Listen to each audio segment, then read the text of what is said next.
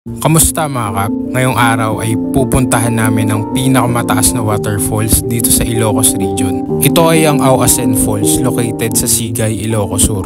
Sobrang ganda ng lugar. Kami lang yung tao nung time na yan. Sobrang lamig ng tubig at sobrang refreshing sa pakiramdam. Nag-join lang kami sa isang event at medyo mahirap at malayo talaga yung biyahe. Hindi ko i-advise na i-DIY nyo to. Yung sa trail naman, isang mahabang patag tapos isang trail na paahon. At after ng mahigit na isang oras na lakaran, matatanaw na natin yung falls. Bungad pa lang yan kaya maglalakad pa tayo ng konti pababa.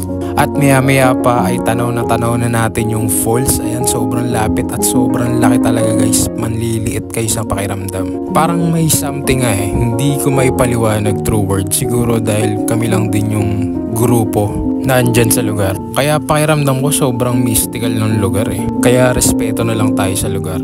Nakaligo na yung iba naming kasama. Kami late na kami nakababa kasi nag-picture video pa kami. Malalim talaga siya mga kap. Kaya kung di kayo marunong lumangoy, wag nyo nang balakin. Pero pwede naman kayo magbabad dun sa may mga gilid na part. Saka dun sa may mga bato-bato. Tas tingnan nyo tong rock formation na to. Para siyang nakangiti.